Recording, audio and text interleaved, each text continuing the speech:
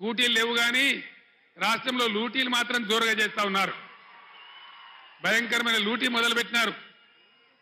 హైదరాబాద్తో సహా కేసీఆర్ గవర్నమెంట్ ఉన్నప్పుడు రంగారెడ్డి జిల్లాలో, మేడ్చల్ జిల్లాలో, మల్కాజిగిరి జిల్లాలో, యావత్తు తెలంగాణ వ్యాప్తంగా భూముల ధరలు ఎట్లా ఉండే, ఇలా భూముల ధరలు ఎక్కడికి పోయినాయి? రియల్ ఎస్టేట్ ఎందుకు ఆగిపోయింది? నేను ఎన్నుకున్న బ్రోకర్ లెవెలు, జోకర్ లెవెలు ఎందుకు బిల్డింగ్ల పర్మిషన్లు ఇస్తలేరు?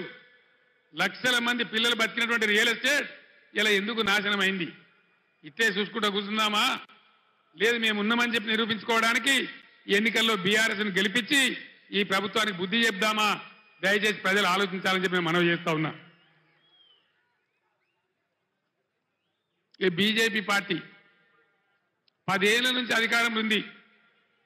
దయచేసి మా ఆడబిడ్డలకు, మా యువకులకు, చేవెళ్ల నియోజకవర్గంలో ఉన్న మేధావులకు నేను దండం పెట్టి చెప్తా ఉన్నా.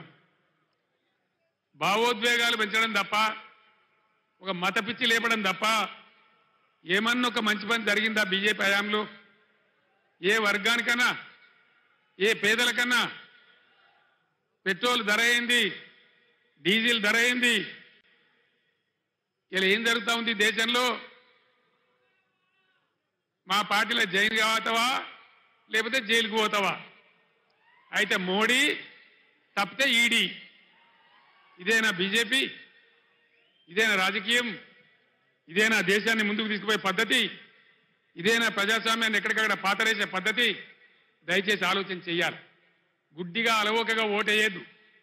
గుడ్డిగా ఓటేస్తే చాలా ఇబ్బందులు అవుతాయి. బీజేపీ చరిత్ర మీరు చూడలేదా? ఒక్క మాట దయచేసి బాగా ఆలోచన చేయాలి. నేను మీ అందరిని చేతులెత్తి దండం పెడతా ఉన్నా. ఈ బీజేపీ ప్రభుత్వం గత 10 ఏళ్లలో దేశంలో 157 మెడికల్ కాలేజీలు మంజూరు చేసింది. నేను 100 ఉత్తరాలు రాసిన ఒక్క కాలేజీ కూడా మనకి ఇయ్యలే.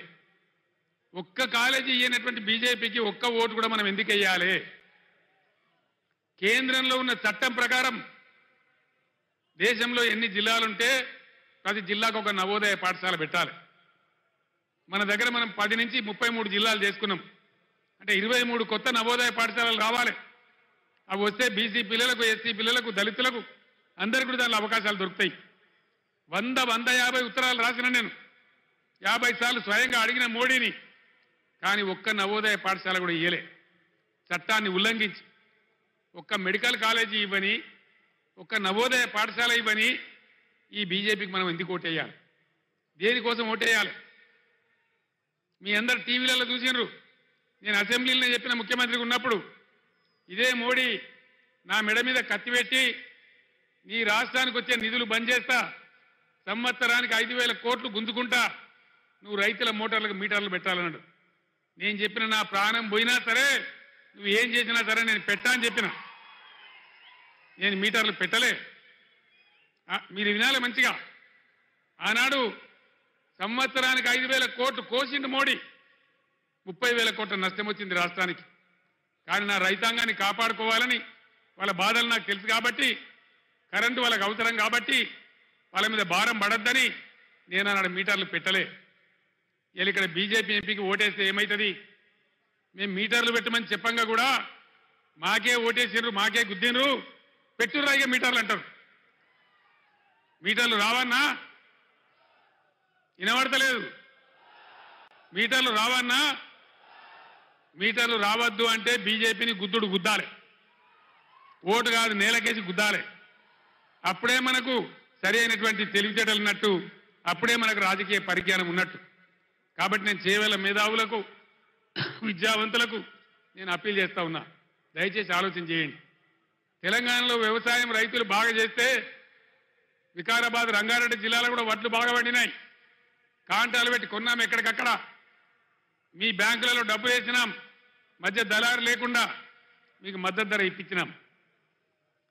ధాన్యం ఎక్కువ పండింది కొనమంటే మొత్తం ఉన్న బీఆర్ఎస్ ఎమ్మెల్యేలు అందరూ ఢిల్లీలో పోయి ధర్నా చేసినాం. మీరందరూ టీవీలలో చూసినారు. మేము పోతే ఆ కేంద్ర మంత్రి, బీజేపీ మంత్రి ఏమంటాడు? యాసంగి వారి నూకలైతే పారాబాయిల్ రైస్ ఆర్డర్ ఇవ్వమంటే మీ ప్రజలకు నూకలు తినడం అలవాటు చేయండి, మీరు నూకలు తినడు అంటాడు. తెలంగాణ ప్రజలు నూకలు తినన్నట. మనం నూకలు తినమని చెప్పిన బీజేపీకి నూకలు బుక్కిపిద్దామా ఓట్లేద్దామా దయచేసి నిర్ణయించాల్సింది మీరు మేధావులు. మన 7 మండలాలు తీసుకొని ఆంధ్రాకు అప్పగించింది బీజేపీ.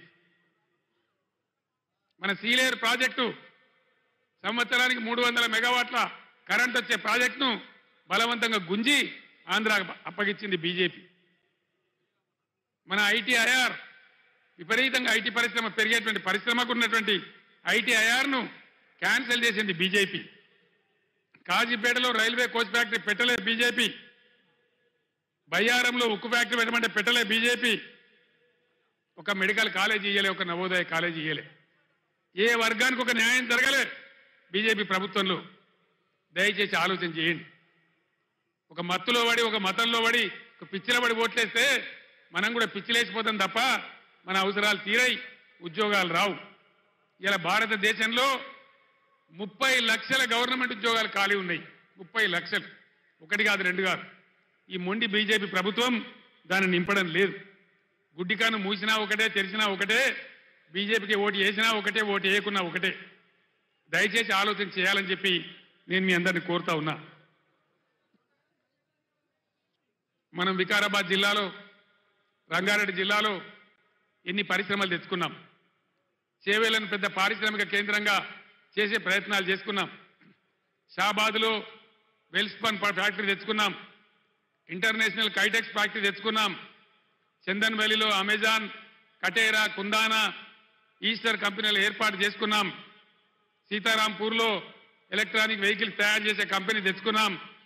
శ్రీ మీద రైల్వే కోచ్ ఫ్యాక్టరీని ఇదే నియోజకవర్గంలో పెట్టుకున్నాం. ఫైనల్గా వికారాబాద్, చేవెళ్ళ, తాండూరు, పరిగి నియోజకవర్గ